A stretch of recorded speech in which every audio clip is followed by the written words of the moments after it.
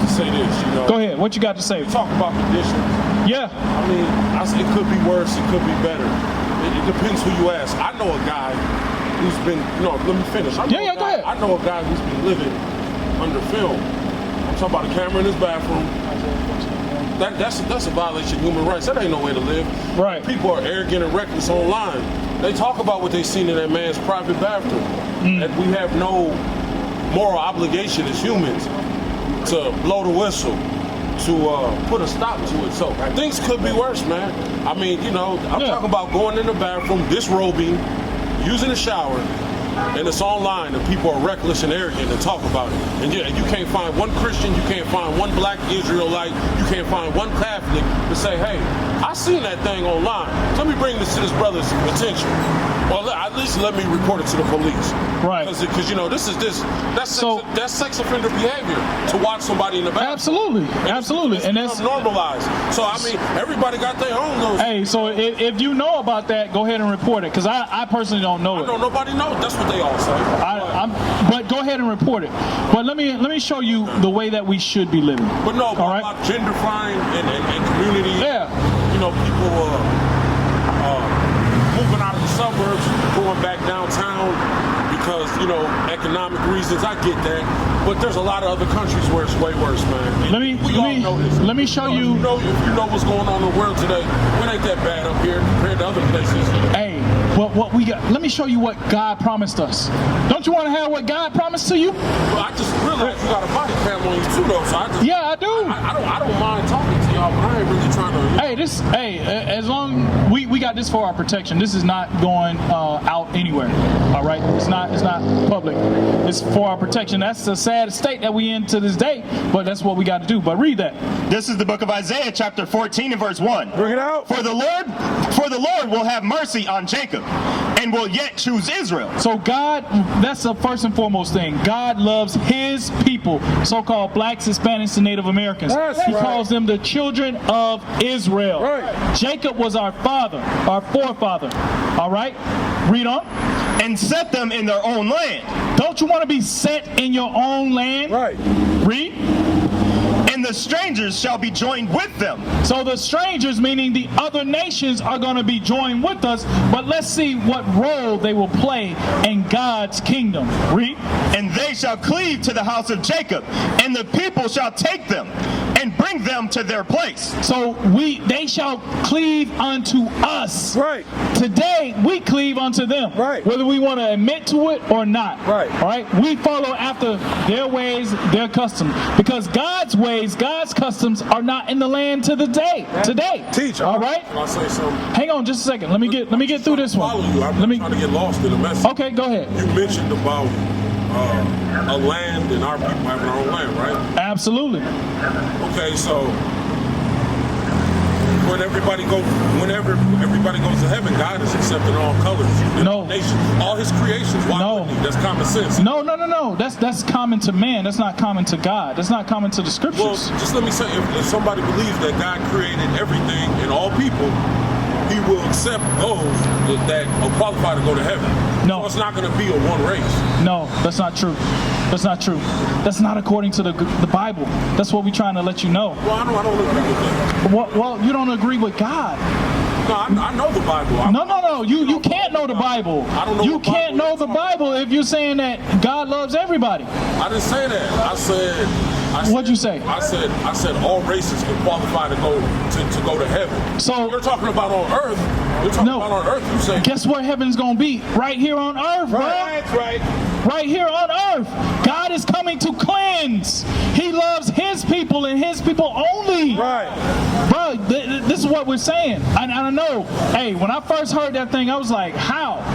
Give me that in 2nd Esdras real quick. Yeah. Let's get 2nd Esdras to back up what we're saying. Read that. This is the book of 2nd Esdras, chapter 6 and verse 54. Come on. And after these, Adam also, whom thou madest Lord of all thy creatures, of him come we all. So everybody came of Adam. We all agree to that, right? Read on.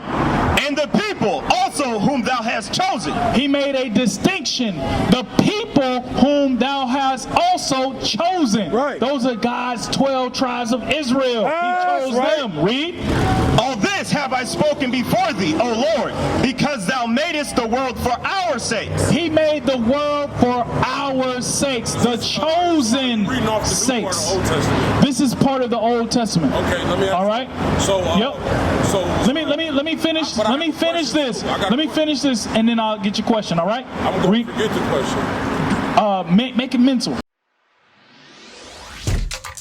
Shalom, Israel. This is Bishop Nathaniel. I want you to know that you can view all our Sabbath classes live on IUIC TV. That's right, I said on IUIC TV. Download the app today. Shalom. Of Adam, They also came from Adam. Read. thou hast said that they are nothing. They are what? They are nothing. They are nothing. Read on.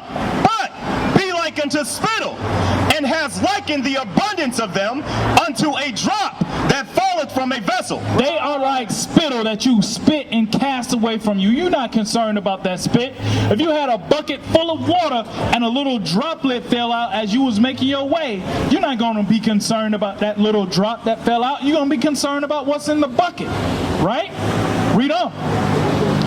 And now, O Lord, behold, these heathen, The other nations, read, which have ever been reputed as nothing, they have always had a reputation of being nothing. Read. have begun to be lords over us. They have began to be lords over us even to this very day.